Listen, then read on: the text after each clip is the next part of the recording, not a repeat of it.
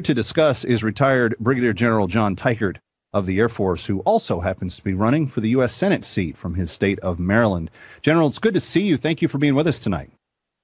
Kevin, thanks for having me.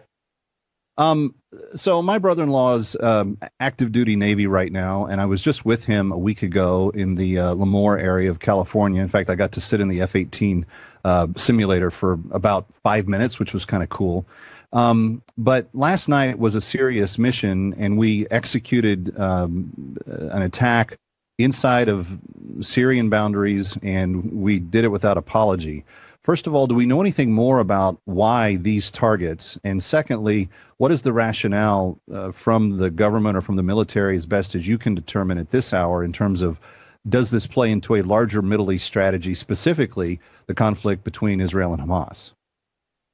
Kevin, let me start with the idea that it should be no surprise to the American military that Iran is behind all sorts of instability in the Middle East, certainly emanating from Gaza, but also in Lebanon, Syria, Iraq, and Yemen. And in my opinion, it is absolutely too late, too weak, and accompanied by a tepid response by the Secretary of Defense in the strikes we undertook last night in Syria.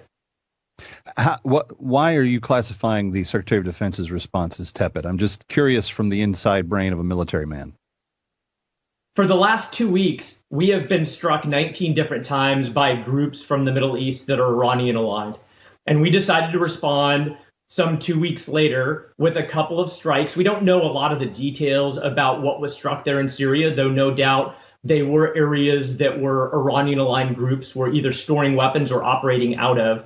The thing that concerns me most is actually the response by the Secretary of Defense that mentioned self-defense 3 different times in the 3-paragraph letter that he sent to the public, and made it extremely clear that he was worried about Iranian escalation based on those strikes. And from everything that I've seen after firsthand experience operating in Iraq as the senior defense official in 2020 and 2021, the only thing that provokes Iran is weakness. And the only thing that they respect are capability, strength, will, and resolve. And ultimately, the response by the Secretary of Defense that was begging Iran not to escalate was a sign that more likely than not, they will because of our weakness.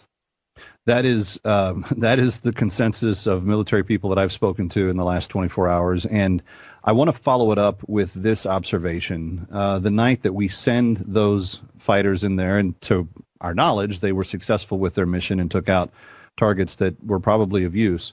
The Iranian foreign minister received a travel visa and was allowed into the United States, to the United Nations, where he addressed the body of, the 190 so gathered yesterday, threatening America.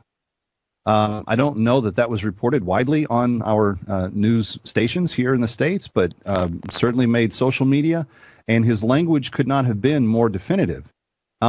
Is it your concern, General, that Iran's already made up its mind in terms of an escalation?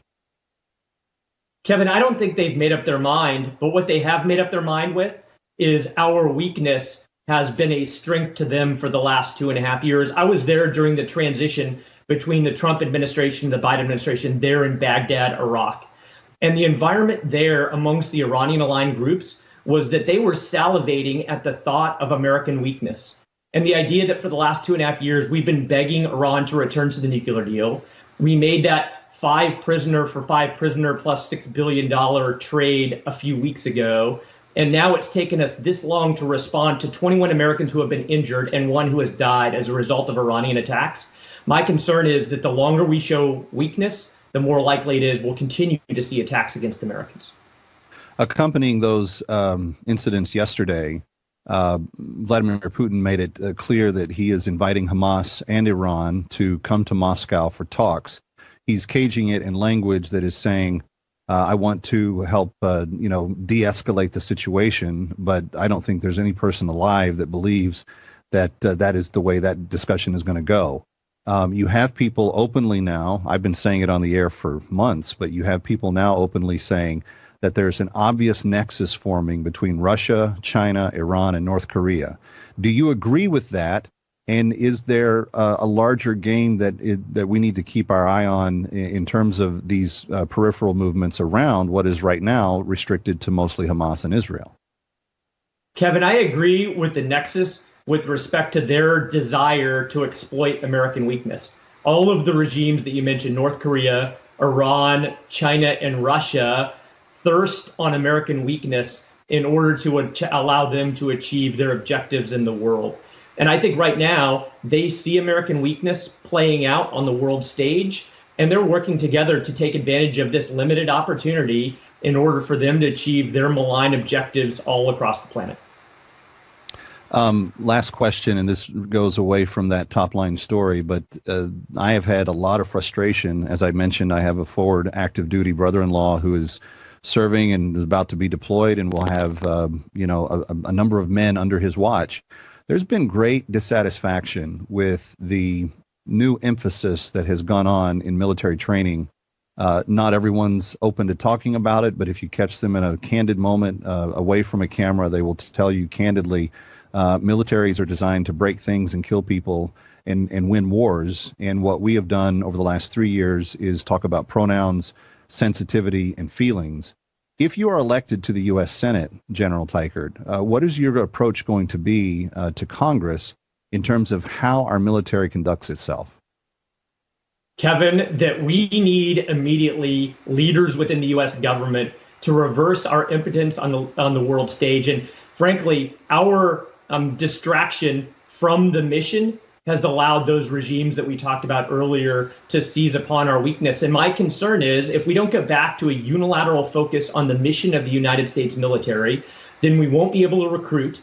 We won't be able to retain. We will see the dissatisfaction that you just mentioned.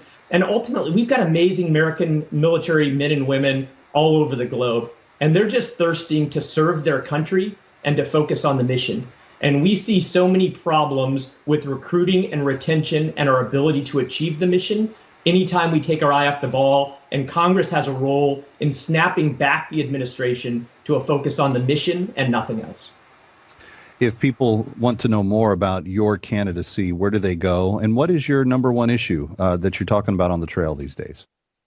Kevin, I appreciate that. Please encourage them to go to teichertformaryland.com. And I'm focused on the 4 big issues that I think all Americans care about: the economy, crime or public safety, education, and national security. And I believe that as conservatives, if we focus on those big issues, then we can see a conservative movement spark in this nation. I don't think there's any doubt that we are in serious trouble on the international stage. And as I have pointed out on my own radio show multiple times, I really do believe that if we had had a stronger hand, and I don't even mean if President Trump had been retained, if we just had anybody that had shown any amount of strength more than what Joe Biden has, that there probably wouldn't be a war in Ukraine and in Gaza right now. But because we weren't there, and because we are not feared, my colleague Dennis Prager says all the time, the world is safer when America is feared. It is less safe when America is light. And I think that there's a lot of wisdom in that. It's not that we want to terrorize people. We just want them to respect very strongly our will. And right now, I can't find a number of countries that even think our will means anything. Kevin, it's concerning that we're disrespected abroad. If you go back to President Reagan's idea of peace through strength, that just like you expressed, that we are safer in this planet and as Americans when we demonstrate strength, capability, will, and resolve. And that's been lacking for the last 2.5 years. Brigadier General John Teichert, thank you for taking time out of your Friday to be with us. Thanks for coming on SNC tonight. We appreciate it. Thanks, Kevin.